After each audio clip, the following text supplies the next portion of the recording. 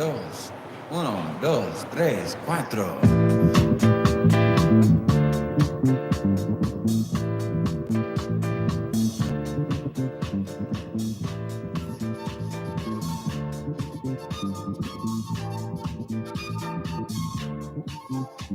You see that black boy over there running scared? His old man in a bottle. He done quit his 9 to 5. He drink full time. Now he's living in a bottle. See that black boy over there running scared? His old man got a problem, and it's a bad one. He ain't done pawned off damn near everything. His old woman away for a bottle. And don't you think it's a crime when time after time after time people in a bottle? There's people living in a bottle. Listen to me. See that sister, she was fine. She's about to take it mine.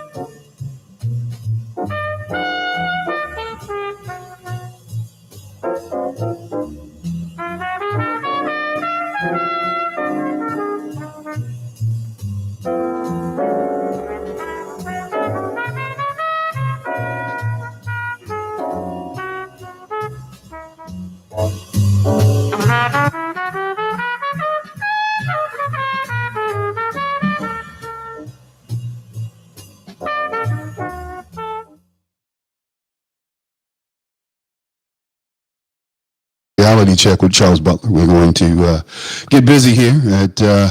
Got a guest, a new guest, Drew Allen. Hey, Drew, how you doing? Let's see here. Hey, Drew, how you doing? Can you hear me? That's true. Yeah, there you go. I got you. Hey, can you hear me now better? I got you. Yeah, I got you. Hey, look, Okay, let me do a little intro here. Drew is a talk show host, and he has a show called The Drew Allen Show. It's a podcast. He is a Texas-bred, California-based millennial, an author, columnist, and political analyst. His work can be heard and seen on the Drew. Let's see. Help me, Drew. I can't figure this out. Yeah, no worries. Drew, it's drewthomasallen.com. drewthomasallen.com. Okay. Hey, you'd made note that retired Admiral and Texas Rep Rodney Jackson, he used to be the physician for President Trump, if I remember right, and President Obama. Yep. Yeah, and he said at least 7 of his constituents were being held in Afghanistan, calling them hostages and unable to leave the country until Biden administration recognizes the Taliban as a legitimate government of the country. Well, let's talk about that for a second, because, this is what I say about those people who are left behind. President Trump told them to get out of Afghanistan last year. He said, "We are leaving. You need to get out of Afghanistan." That's what President Trump told the Americans who were there and the NGOs. So those folks who are left behind, I think that they should be on their own. I get tired of these people who are self-righteous and self-aggrandizing to think that someone needs to come and help them for their political and their religious beliefs. I just think that they should be on their own. Well, I think that, in terms of the Afghan citizens, we've somehow managed to import, 40,000 plus of them over here. And the problem has been that, these Americans were trying to get out of Afghanistan. They wanted to leave. They didn't want to be there. But the problem was they couldn't get to the airport. Yeah. And so I think that this is an absolute abomination in terms of how an administration approaches and looks at its American citizens. Mm-hmm. I mean, the reality is no one understood how this deal was going to unfold. It's certainly true that Trump did make a deal with the Taliban. But let's remember that like a week or a few days after making that deal, Trump also bombed them because they broke the deal. So, I think the biggest myth is that, it was inevitable that this unfolded the way it did. I mean, just the simple fact that we left 85 some odd $billion worth of ammunition, weaponry behind when we knew that the Taliban was going to take over the government. Why would Joe Biden care? His Hunter's certainly not going to go to war with his drug addict self. He's not, he got kicked out of the Marine Corps because he's a drug addict. So, you have senators. We have probably more state or congressmen who have served in the military since probably World War II in the Congress today. We just have people who have not served in the military, and they're always talking about military terms. They're always talking about how the military should respond. They've never been in the military. Like they talk about homosexuality in the military and how it's not good for group cohesion. Anyone who's been in the military knows that. But they try to conduct all these social experiments because black people wanted to be treated fairly. And let me say this about that. I don't think that we should have ever integrated the services for a number of reasons. And I mean, if you talk to Vietnam vets, especially black vets, which they don't do, when you see all these documentaries on Vietnam, you never see black vets. Well, it was called the nigger war because there were so many black guys over there fighting the war. So nobody ever really talks about that. But those are things we talk about, those of us who know about Vietnam and what was going on at the time and drafting all these black and brown guys, it's primarily black guys, to go over here and fight this war, along with some of our white brethren. But a lot of people didn't go to Canada. But getting back to this Afghanistan piece, man, I think that we should not be over there. Well, the Americans should have left. That's all I can say. Trump told them to leave. Trump was very clear about where he was coming from. And that bottom line is we were pulling out and that Americans needed to get their butts out. Come on, Drew. I mean, well, it's not the Americans' fault that they were left behind. They were stranded and abandoned. I mean, the government, look, people have been over there for years and years and years.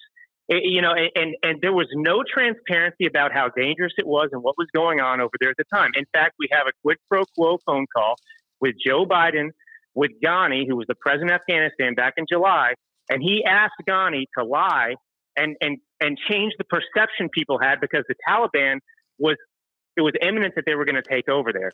He did not change his plan strategically to help get Americans out. I mean, that's the first thing you do. You aid and assist these people getting out. You also don't leave the arms behind. What he did essentially was he not only armed the Taliban, but he also gave them hostages. And that's the situation we have now. I mean, just strategically, even in America's interest, you do not execute something this way. I agree. I agree with all that. What I don't agree with is that these Americans stayed behind and they did not know that we were leaving. Trump was very clear last year after he cut the deal. He said, hey, I'm pulling the troops out of Afghanistan. You need to leave. You need to prepare to get up out of Afghanistan. I think that I understand what you're saying too, but I think the issue is that the message that was given to the Americans over there with the agreement with the Taliban and so on and so forth, the Taliban was never intended to take back over Afghanistan. It was understood that the Afghanis, the non-Taliban, were going to continue to have a peaceful government there and that they were going to maintain control of Afghanistan and protect its interests. But of course, that changed quickly. We pulled out and we didn't offer any air support, and the Taliban started wreaking havoc over there, and that's where you got screwed up. Did anybody really think that Joe Biden was going to do anything correct? What did Barack Obama, his supposedly his flight leader, Biden's flight leader, what did this flight leader say about Joe Biden? He said, don't underestimate Joe Biden's ability to F things up. Yeah. Well, I didn't say that. That's what Obama's quoted as saying.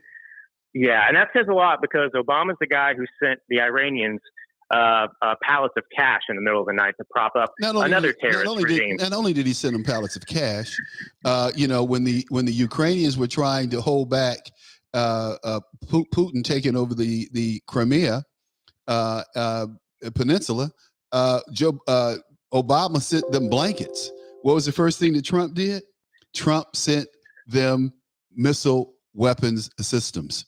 Okay, he sent them missile defense systems, not blankets. I mean, but this is all lost on the American people because one, American people don't do their homework when they vote.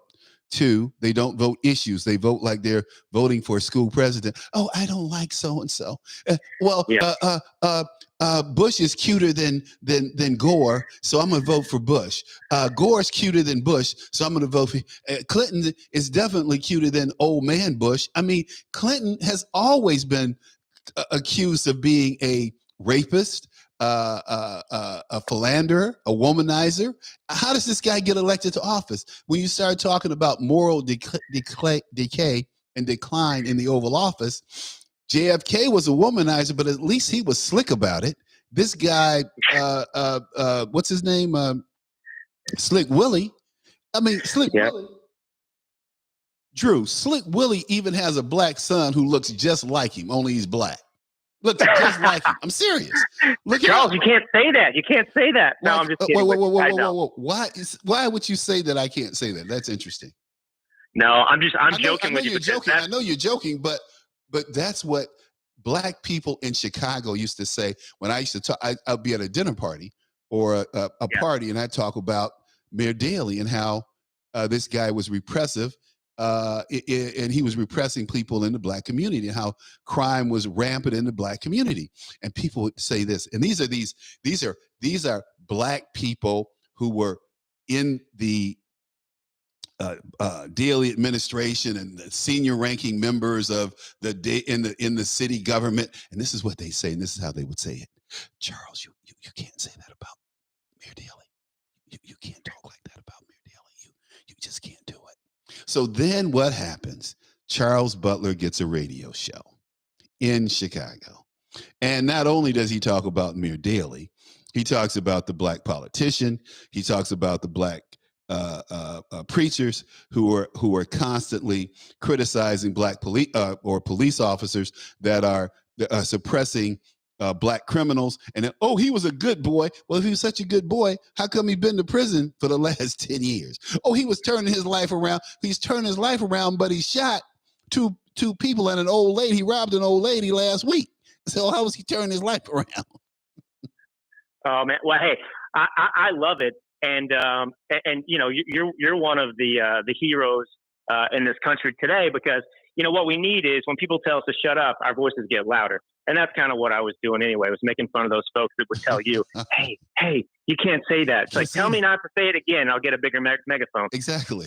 I'll turn up the volume. Exactly. But you're right. It's so funny. I go back and I'll read the speeches, some of the great presidents gave throughout our history. And I always go back to one of them, and that's George Washington's farewell address. It wasn't, he didn't read it aloud back then. It was written and submitted. But, he talked about how important it was to be patriotic in this country, how important it was not to have political factions forming, because back then there wasn't a Republican Democratic Party. And his point was that despite geographical differences, it was very important that everyone still maintain the same culture, the same manners, the same religion for the most part, and so on and so forth.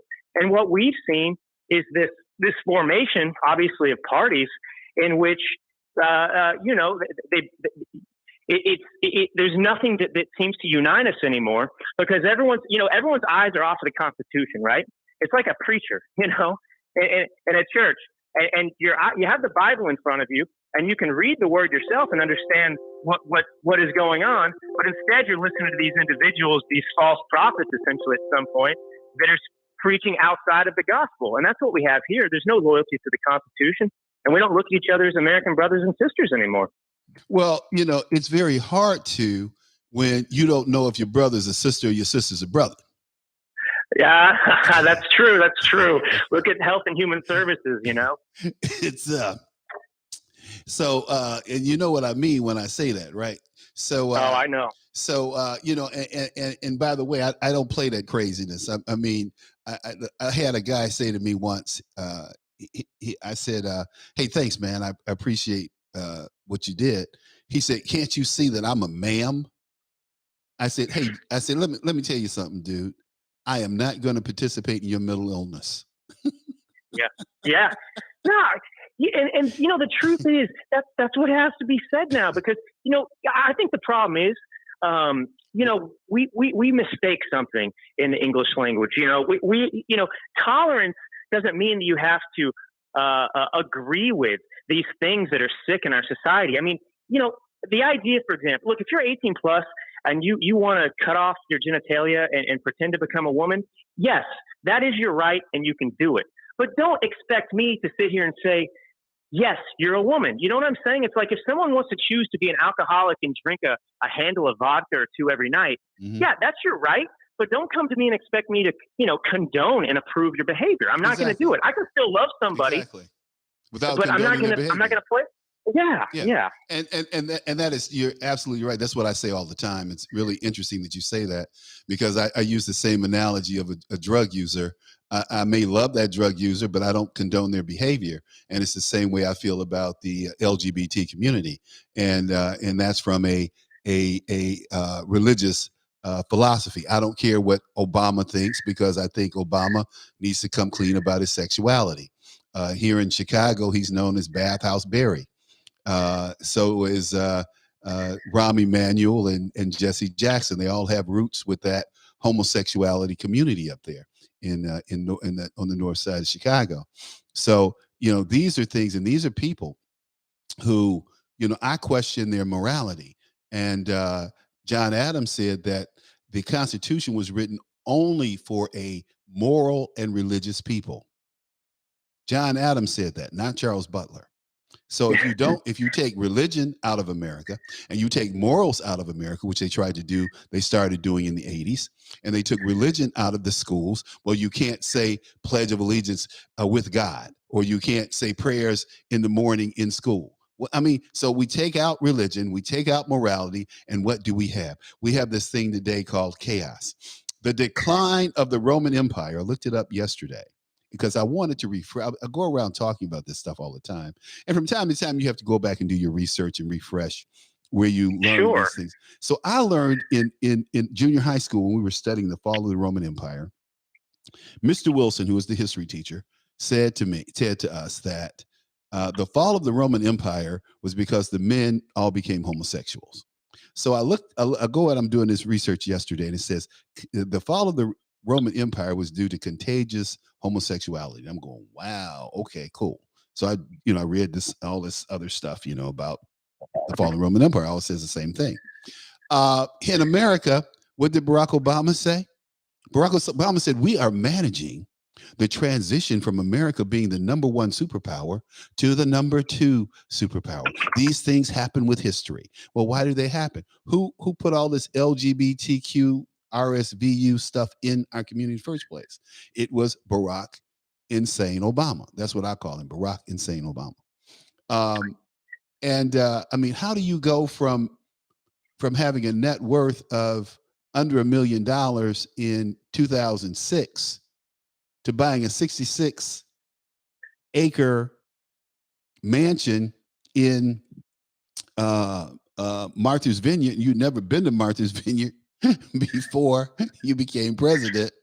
I mean, it's just crazy, man. It's insane to me.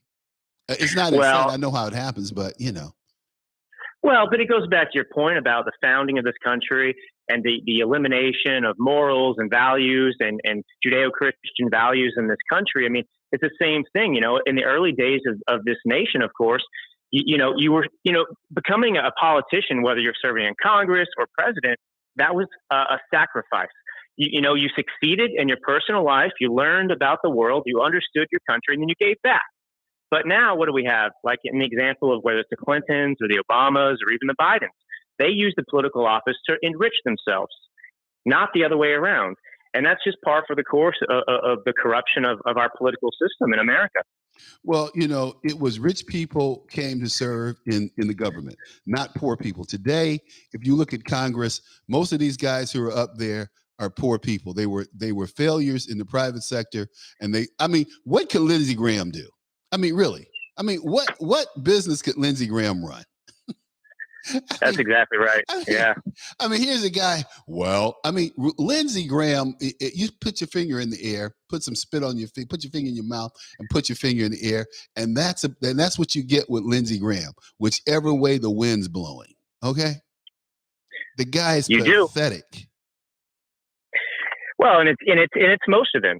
That's really the problem. The absolute corruption, the fact that there's no term limits, the fact that they come in there and it's a political machine, whether you're on the Republican side or Democrat side, and no one's representing their constituents. And in so many cases, the rhinos they want to be a part of the Washington, D.C. establishment country club that's mainly run by Democrats, and the Democrats just push forward with a radical Marxist agenda, and the Republicans just sit there and watch it happen, like today. Well, you look at these people, and they just tickle me. Well, it's not funny, because they're destroying this country. But, you said something that is near and dear to my heart, because I believe that there are basically 5 things that made America great. One is we have one set of laws, the U.S. Constitution. 2 is we have one currency, the dollar, which the euro tries to emulate. And the man who created the euro was a good friend of mine's father, a guy named John, John Mundell. He just passed away about 3 months ago. And he won the Nobel Prize for creating the euro. The third thing is language. We are an English-speaking country. Everybody wants to do this. We're going to speak Spanish. Nobody speaks Spanish that has any intelligence. Nobody speaks Spanish that's well-heeled. Nobody speaks Spanish in the business community. Nobody speaks Spanish in the diplomatic community. There are 2 languages that are spoken around this world, totally, and that's English and French. English and French. If you go to Africa or Asia, they speak English and French. You go to China, English and French. Why? Because those are the dominant language, not Spanish. So, and they're trying to make us a third world country with all this Spanish crap. Many of my friends who are Latino, they don't speak Spanish. And let me finish one thing here. The last 2 things are we have one religion, Christian. They added that Judeo piece when the Jews got in the civil rights movement. They added Judeo-Christian, but that really didn't exist before the civil rights movement and the Jewish socialist invasion into the civil rights movement, where they eliminated themselves as a minority and they became white. And the last thing is we're all one people, Americans. See, and that's the problem that we have today. We have 40 million foreign-born people in this country who don't want to be American. They want to bring their poor-ass, ignorant, backwards-ass bullshit. Excuse my language. Forgot that I'm on a new network, so I gotta clean that up. Sorry about that. Hey, it's got a time and a place, and I think that was an appropriate one, Charles. Thank you. But they bring their ignorance to America and their backwardsness to America, and like we're supposed to somehow look at they're over here for a reason. They came to America for a reason. They left their poor, bankrupt, backwards, hostile, ignorant countries for a reason. And see, we don't get, as Donald Trump clearly pointed out. I pointed this out way before Trump. Trump was just a Charles Butler sycophant, because I had already, I'm serious. I'd always said these countries, people who are coming here are poor, ignorant, backwards. They're not players in their countries. They're not the business leaders. They're not the teachers in their country. They're poor, backwards people who are coming here, whether it's from Africa, Asia, or South and Central America. If you are a player in your own country, why would you come to America where you're nobody or nothing? Yeah. I know people who are here, who are Serbian, who are doctors in Serbia, who are judges in Serbia. They're working in museums here. It's amazing. Just as, clerks and stuff like that. This one lady I know, she was a chief justice in Serbia. she works at the Institute of Art. The Art Institute here in Chicago. She's not even in the legal business here. That's unreal. It's unreal. But to your point, you're right, and that's all by design. People have to understand the Democrat Party, their survival, the way they're structured is they need people dependent upon government. Okay, and so that's what they do. They import all these people from the third world, from poor places that don't have any skills to add to America. Nor do they encourage them to do it. They just put them on welfare, and then they tell them that they've got to vote Democrats if they keep getting their freebies. And all the while, it's inhumane, and there's nothing compassionate about it, because you're kneecapping these individuals who could otherwise assimilate into the greatest country in the world and get opportunities. But the Democrat Party doesn't want it. It's just like in black communities, Charles, where they oppose school choice, for example. So, if you want to find systemic racism in the country, I do believe it exists, but it exists from the government in places like our school districts. But it doesn't exist legally. That's what people forget. No. They go, exactly. Systemic racism doesn't exist in America. It doesn't exist legally, but it still exists practically in practice, Yeah. So, but it's largely Democrats who do it, when Barack Obama eliminated school choice and the voucher program in D.C., he harmed mainly black minorities. But let me give you a little clarification on that. There was a bill that was passed, and Dirty Dick Durbin, I call him Dirty Dick Durbin, DQ. Yep. He's the senior senator now from Illinois. Horrible guy, horrible Irish thug, just a criminal. So Dick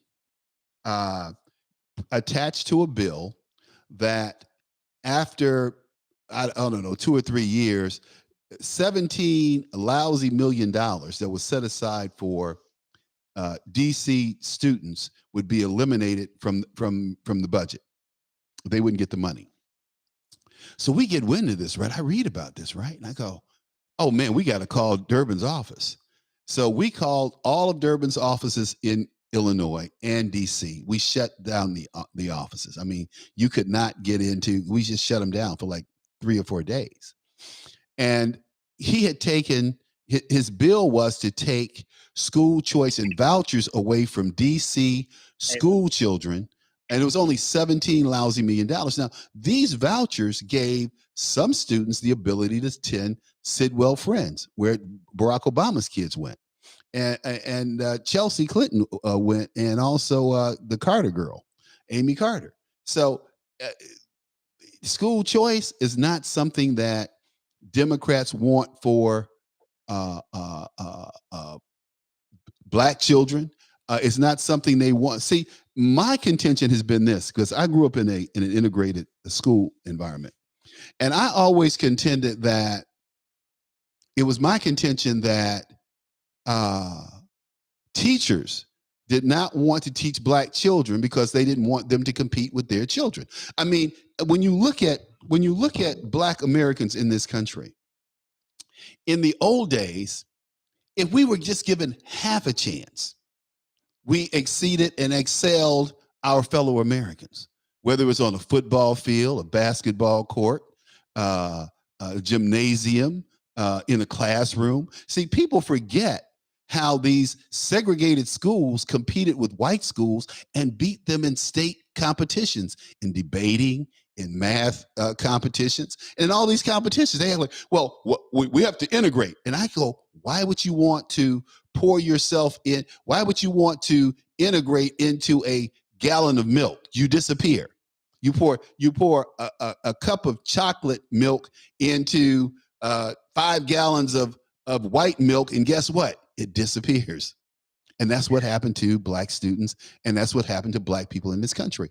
And black people have a lot of things to correct, in terms of, we have allowed the ghetto culture to somehow be perceived as being middle class and being black. And a lot of middle class blacks have accepted this ghettoism as it's okay. And I go, are you crazy?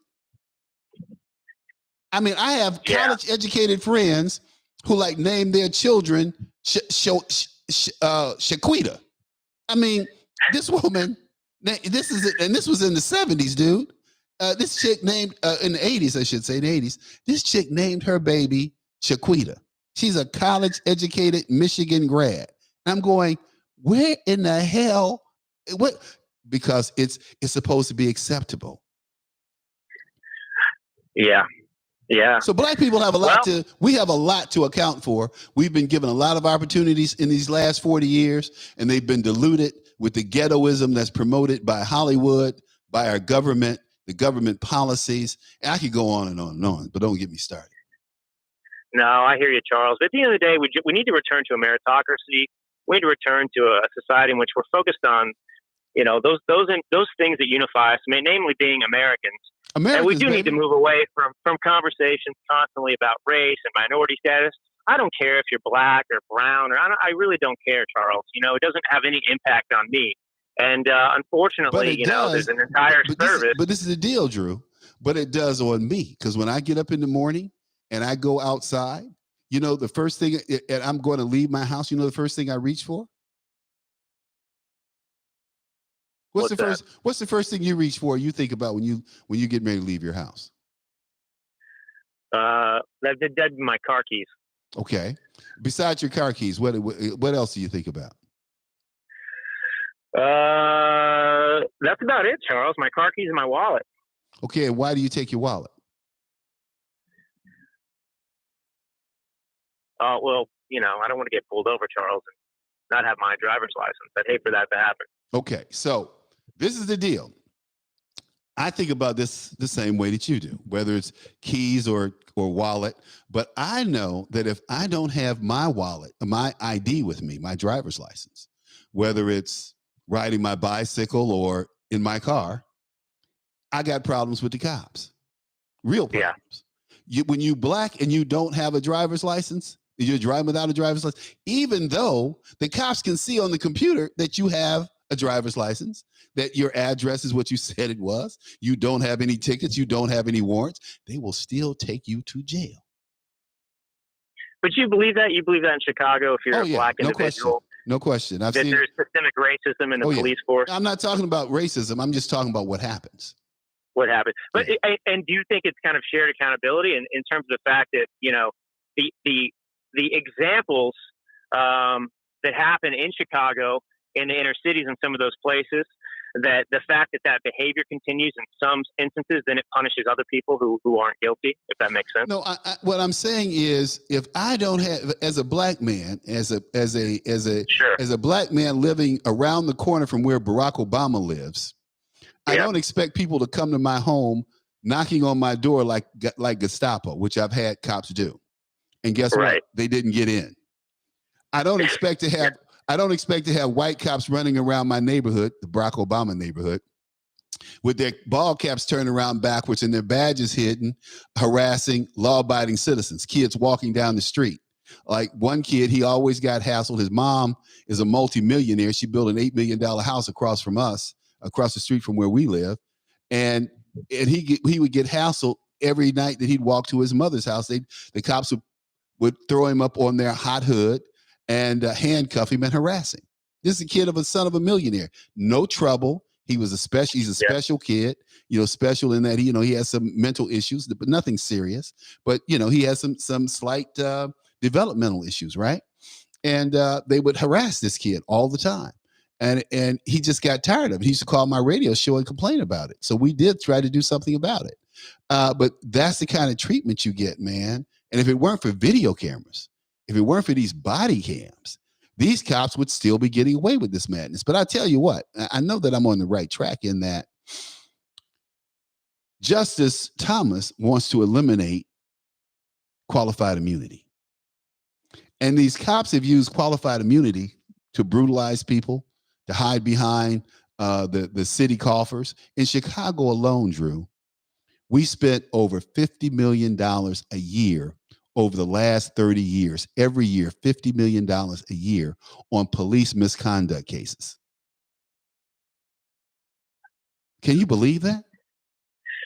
Honestly, Charles, the only thing it reminds me of is Congress using our taxpayer money to put in that slush fund to pay for their misdeeds and their sexual harassment. Yeah, but it ain't 50 million, dude. This is 50 million hard.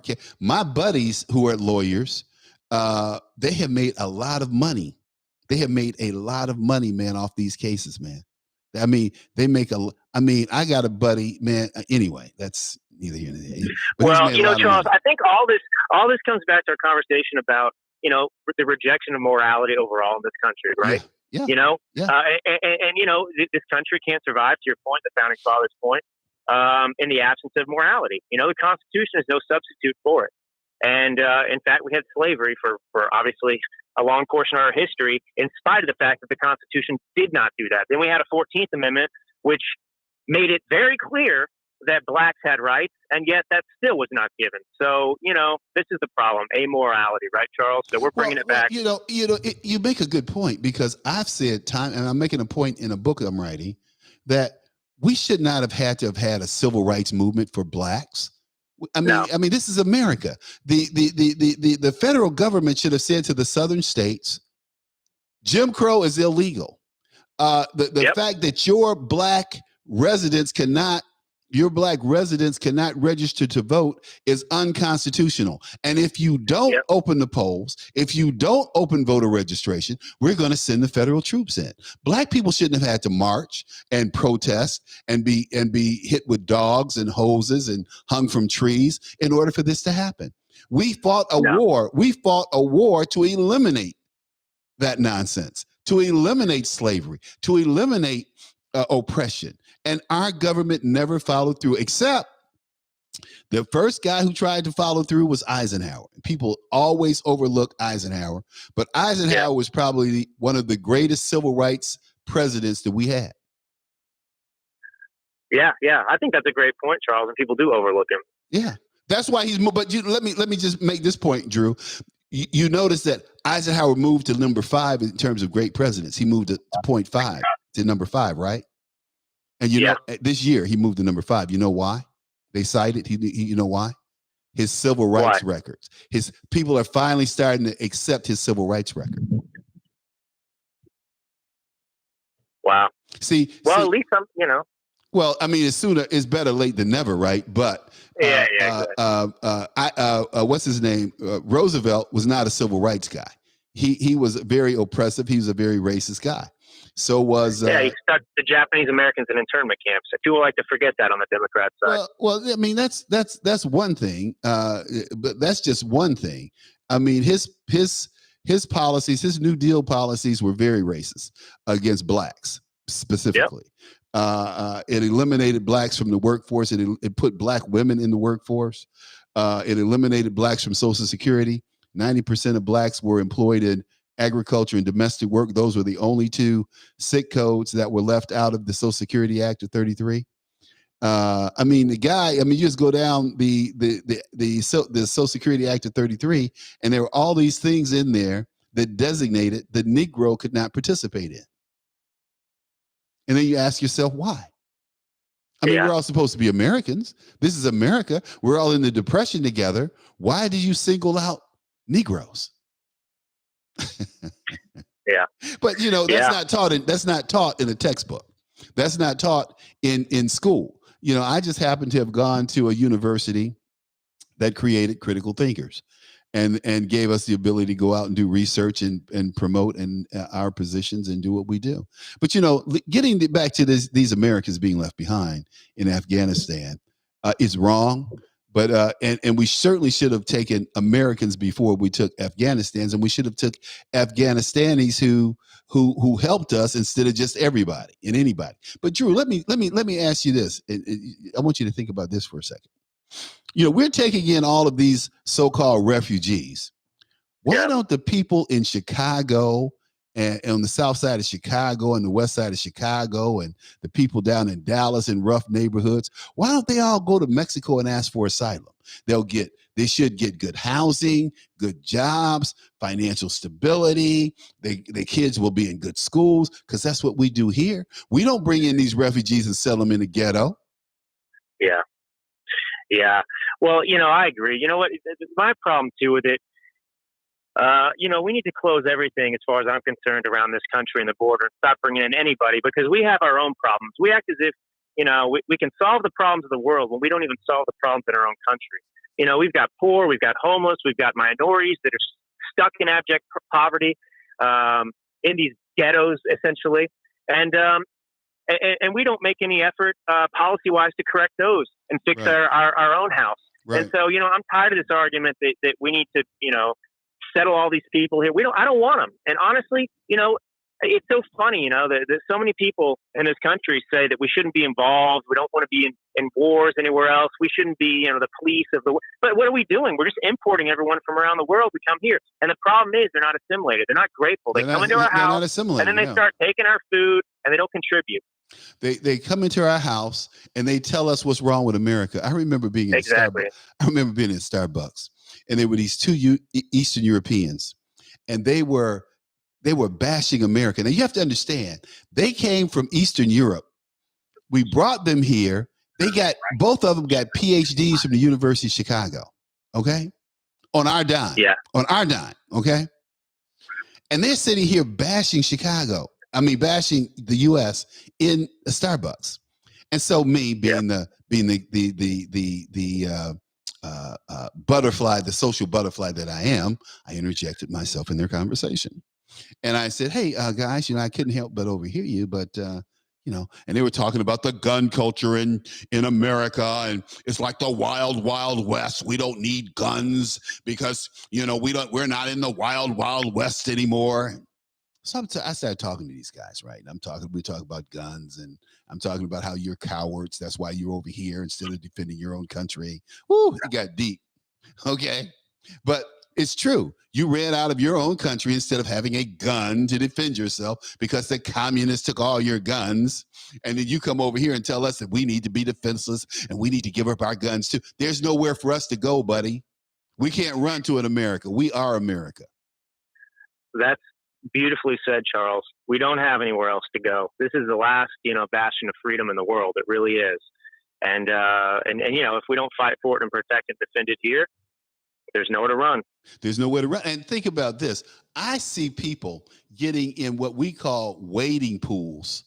They get in these little wading pools that we use in a backyard to put our kids in, and they try to paddle across the Madagascar channel to the Straits of I forget what it's called right now. I think it's the Strait of Madagascar to get to Spain, so they can get to Europe, so they can come to America and live.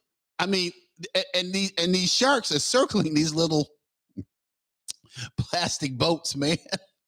You're going, boy, they're desperate to get out of there. And then you hear these dumbass.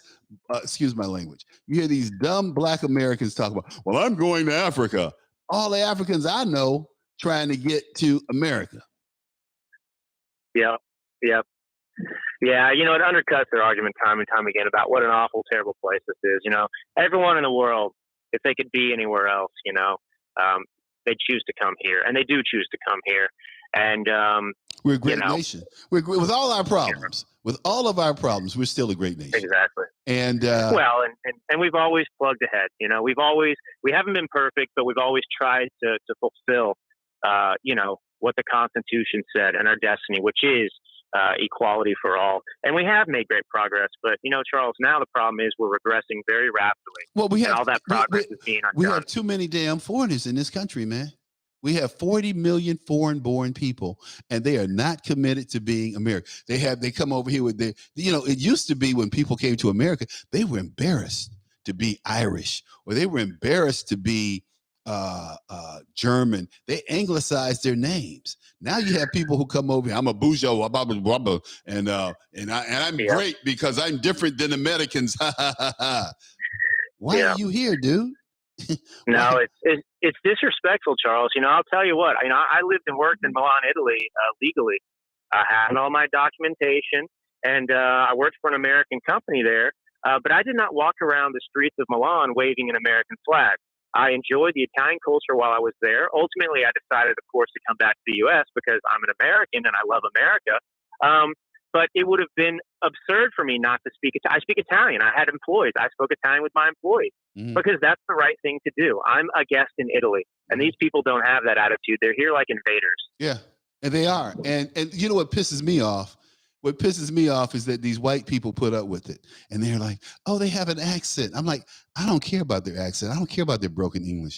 I think that Every CEO that has a call center that customers have to deal with overseas, they should be made to listen and deal with these people at least an hour a week. Every last one of them. As a function for having a call center offshore. Yep. Hey man, it's been good. It's been good. You sound. What do you think of our little exchange here? Oh, Charles, man, God bless you. I love talking to you.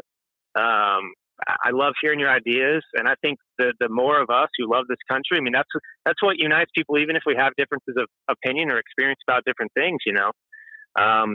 What's important is that we're focused on solutions and saving this place, and I'm just thankful to have met you, Charles.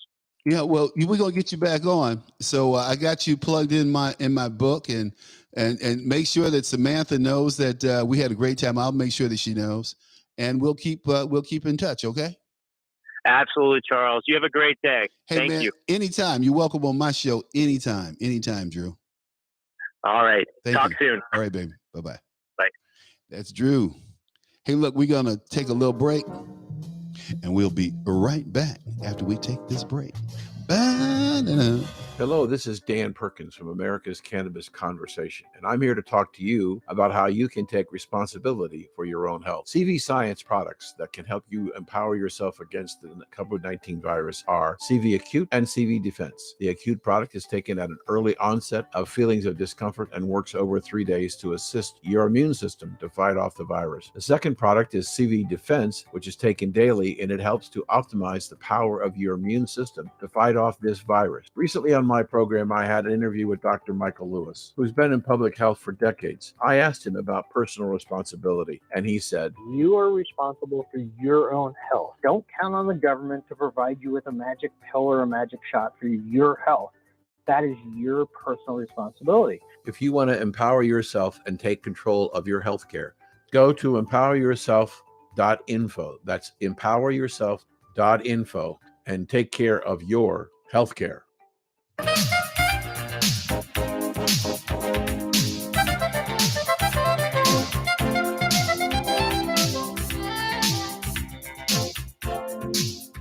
Okay, we're broadcasting live at redstatetalkradio.com, and we're also here at YouTube, the Reality Check on my channel.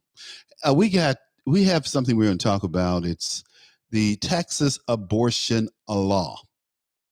Now, this law is a controversial law. It's one that the Supreme Court punted on last week, much to the chagrin of the powers that be. They thought that the Supreme Court should have taken it up. Roe versus Wade. Roe versus Wade is going to have a difficult time. Right now, you can get an abortion with Roe versus Wade up to 24 months. 24 months. It's 4 months. Boy, that's 6 months. 6 months. So 6 months pregnant, you can still get an abortion with Roe versus Wade. And the Texas law, it's 6 weeks. So that's a month and a half. And then you have Mississippi, where it's 15 weeks, where the fetus can detect pain is predicted at 15 weeks. I don't know how they go by that. Did they stick a fetus with a pin or something? Scientists, man. We did Fauci yesterday, where Fauci was saying, "Oh, well, a pandemic would be great just for the research." Stupid. He needs to be fired. And he needs to be jailed. He needs to be, in my opinion, he needs to be indicted for the pandemic and killing all these people. He certainly needs to be indicted. But I talked about Wuhan. I talked about the $3 million going to a long time ago. But getting back to this abortion deal, both New York and California, you can get an abortion up to the day of the birth. So can you imagine a whole baby coming out and then they abort the baby? How do you abort a baby up to the day of birth? That's called murder, isn't it? I mean, I can halfway understand the 6 week, the 15 week, but a full birth, a full baby, a real baby. That just breaks my heart. If that's true, that you can abort a baby in California or New York up to it's the day of birth. In fact, I'm going to look that up right now. The abortion limit in New York. See here, what does it say? New York pregnancies. New York doesn't have many barriers to terminating a pregnancy like other states. If you choose to have an abortion, you won't have to get consent from your partner if you're 18. Well, there's no cooling off period in New York. This is the law. This is under Find the Law. And basically it says the statute, and it goes into the statute, consent. It's just consent of the pregnant female. That's it. And that doesn't have anything to do with the father. So he doesn't have any say in it one way or the other, except to support it. See, that's what they do. You have to support your baby, but you can't be a father. You can't be a daddy. You can't be a parent. You can't participate. And, there was an interesting study put out by Pew about 2 months ago.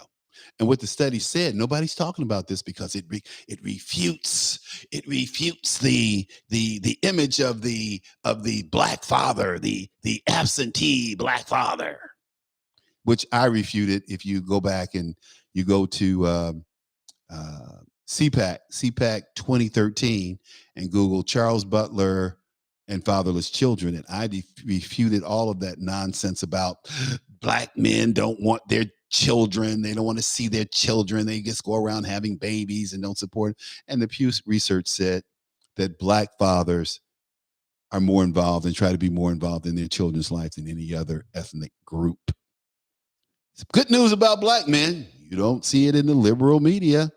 It doesn't fit the narrative because we're big bad boogeymen. Don't you forget it.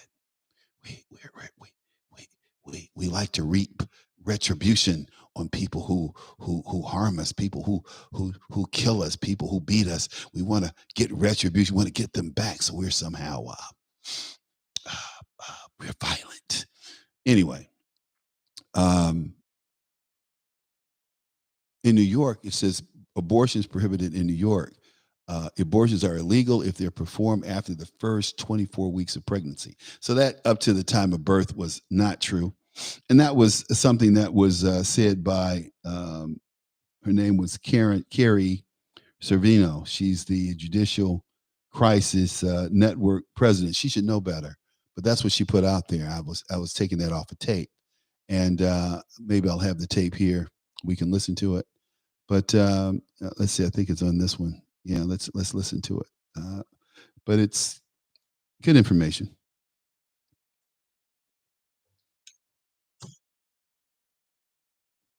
Hello.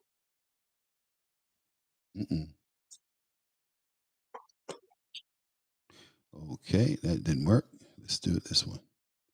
Da-da, da-da, da-da.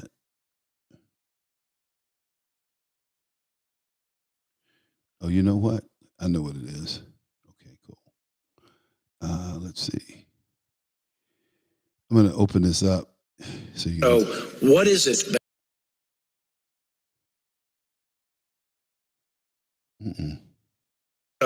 What is it? Uh-oh, that didn't work. Maybe this one worked. Let's see. I personally find it offensive that we are accusing the United States military, our general officers, our... Oh, no, this is something that's not even close to where I should be. That's what the problem is, because I recorded this earlier.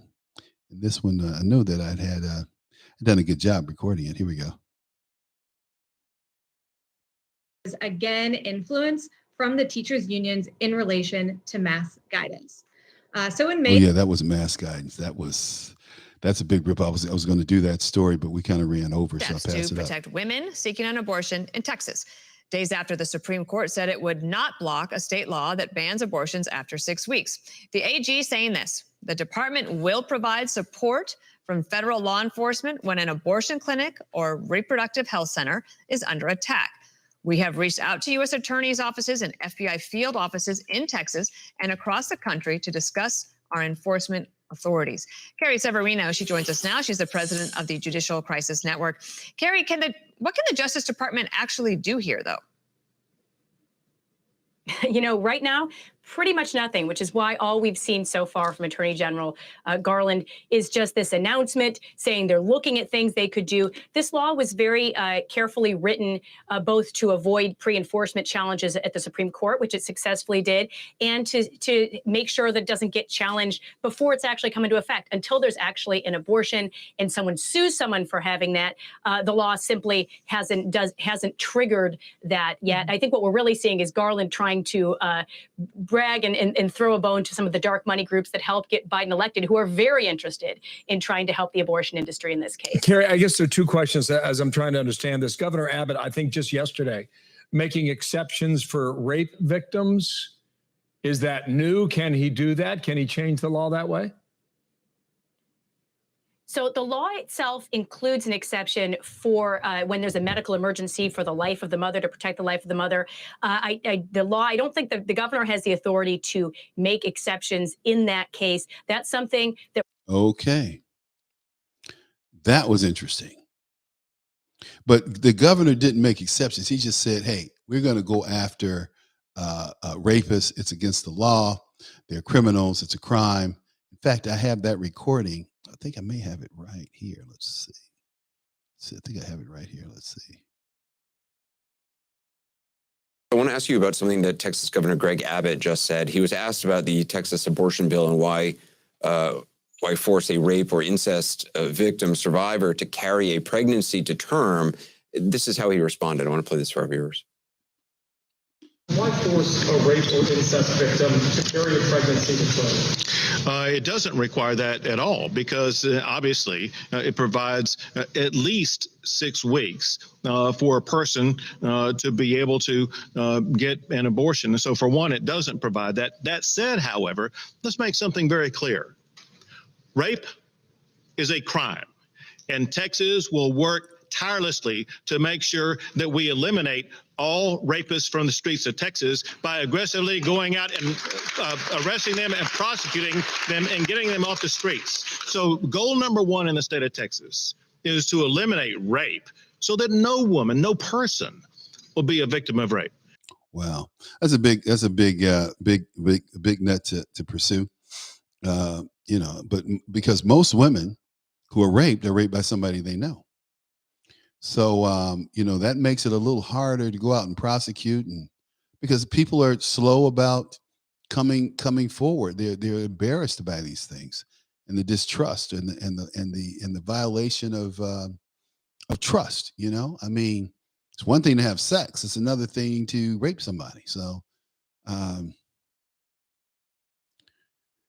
hey man, it gets real complicated, but, I think that the Texas abortion bill is going to stand up. It's going to hold water.